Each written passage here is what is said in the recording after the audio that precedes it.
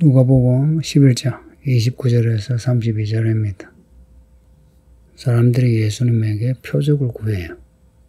이에 대해서 예수님이 내놓으시는 표적입니다. 사람들이 원하는 표적하고 예수님이 제시하는 표적이 달라요. 이 내용은 그 앞에 마태복음 12장에 마가복음 8장에 유사한 내용이 있습니다. 사람들이 예수님에게 와서 표적을 보여달라 요청해요. 마태복음을 보면 표적을 보여달라고 요청하는 사람들에 대해서 하시는 말씀이 이 세대는 악한 세대다. 표적을 구하되 요나의 표적밖에는 볼 표적이 없다. 라고 말씀합니다. 오늘 본문의 29절과 똑같은 내용이에요. 제 마태복음에는 이런 표적을 구하는 사람들을 악하고 엄난한 사람, 악하고 엄난한 시대라고 말씀해요. 이 표적은 기적이죠. 기적. 눈에 보이는 증거예요. 지금 말씀이 육신이 되셔 자기들 앞에서 말씀을 전하고 기적을 행하는 예수님을 보고도 표적을 보여달라 그래요. 예수님만한 표적이 어디 있겠어요. 예수님을 보고도 표적을 보여달라는 이들에겐 어떤 표적도 볼 수 없는 사람들이에요. 이미 예수님이 말씀으로서 그리고 행하시는 능력으로서 메시아이신 것을 보여주셨잖아요. 그런데도 믿지 않는 이 사람들, 이들의 마음을 만족시킬 표적은 없습니다. 이 악한 마음을 가지면요, 어떤 말씀을 들어도 만족하지 못하고 어떤 하나님의 표적을 봐도 만족하지 못합니다. 또 다른 표적을 원해요. 악이 만족하는 것은요, 악 그 자체입니다. 아무리 예수님이 거룩한 말씀하고 거룩한 능력을 보여도 안 통해요. 예수님이 자기들처럼 악해야만 아이고 하나님의 사람이네 하고 인정을 해요. 근데 이들이 하나님의 사람이 아니잖아요. 예수님이 어찌 이들하고 같은 편이 되겠어요. 그러니 이 악한 사람들에게 만족시킬 만한 표정은 없습니다. 예수님이 십자가를 떠나서 예수님도 지들처럼 자신의 욕망을 위해서 사셨다면 그러면 이 사람들은 만족할 겁니다. 우리 편이라고. 근데 예수님이 악을 드러내고 대적하고 멸하시잖아요. 말씀으로 혹은 하시는 일로서 그렇게 하시니 이들의 눈에는 어떻게 이들 눈에 들 수가 없습니다. 예수님은 그야말로 눈에 가십니다. 그러니 성도님들 악해지지 마세요. 앞에 귀신 한 마리 나가고 그 한 마리가 더 악한 귀신 7을 데리고 들어온다 하죠. 그 악해지는 거 말합니다. 악해지는 거예요. 7교회 주신 편지에 그 내용에 나오는 그 악한 사람들, 발람, 니골라다, 이세벨, 유대인들, 그들이 그냥 먼 사람들이 아닙니다. 우리도 그런 사람이 될 수 있어요.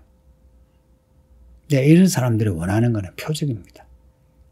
지 마음에 드는 표적입니다. 지 마음에 드는 표적이에요. 그러나 성경이 말씀하는 표적은 우리가 원하는 표적하고 달라요. 이게 오늘 예수님 말씀이에요.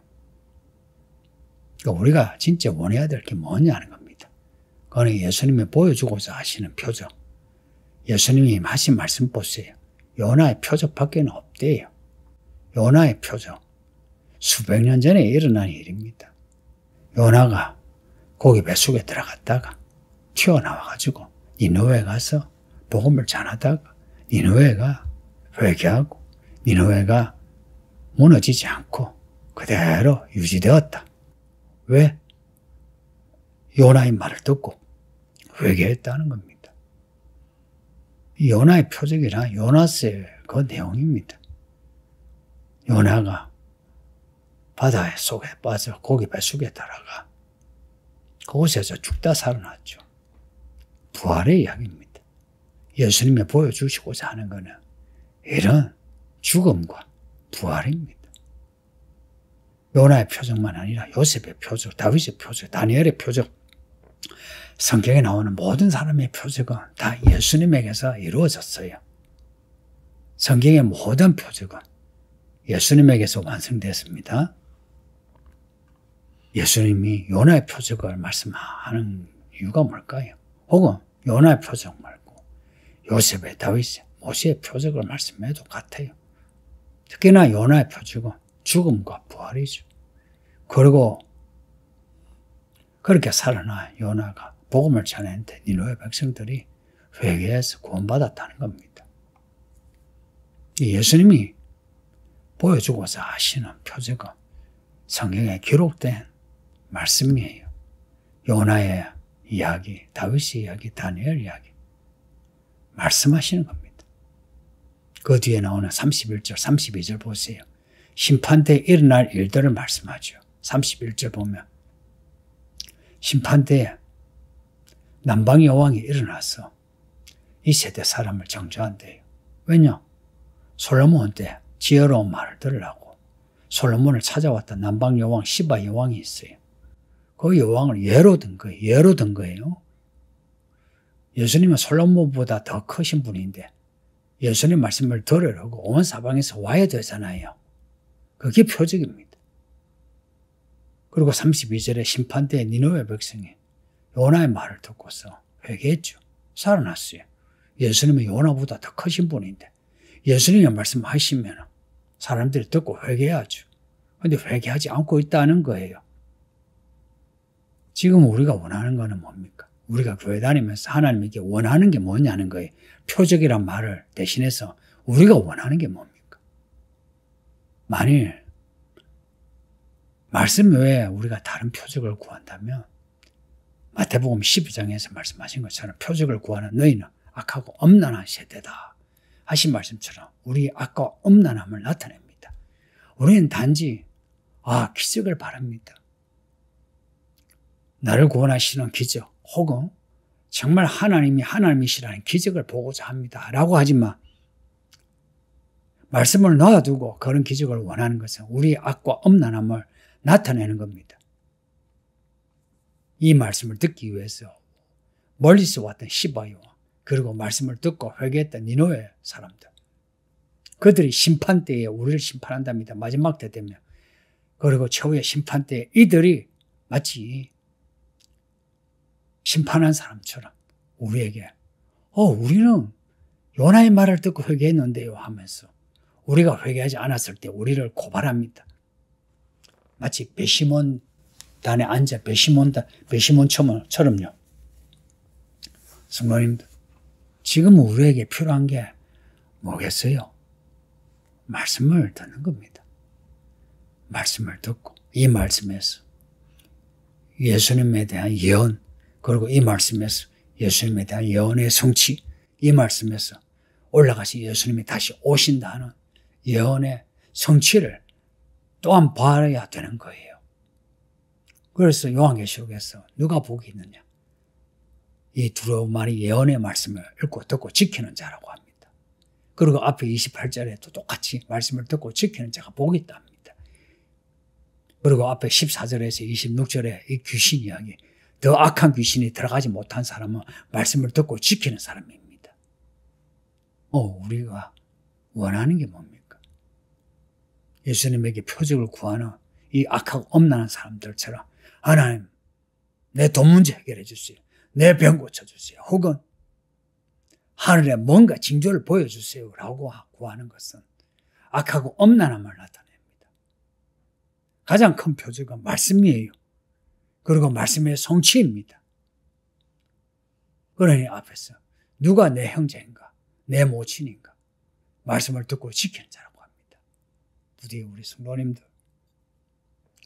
우리의 형편은 어떠하든 우리가 정말 봐야 하는 표적은 말씀입니다. 그래서 말씀을 읽으세요.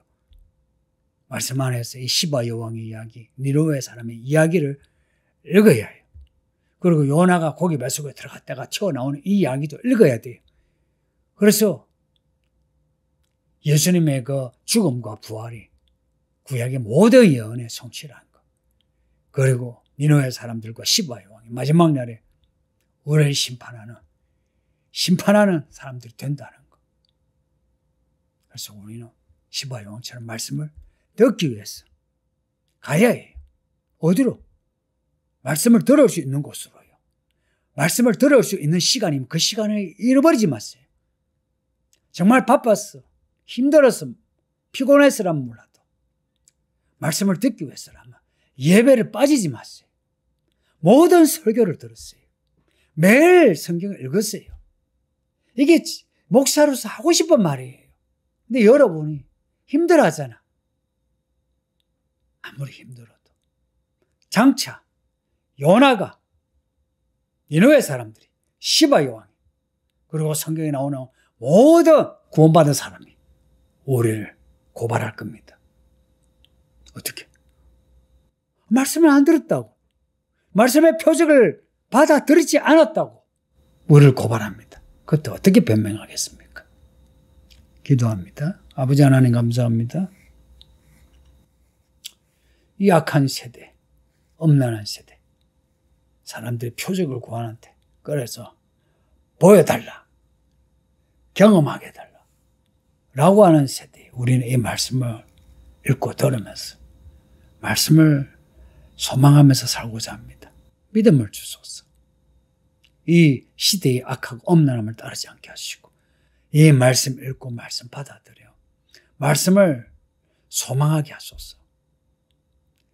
다시 오신다고 하신 예수님을 잘 준비하여 예수님 오실 때에 우리 모든 성도가 다 혼란이 변화되어 예수님을 맞이하게 하소서.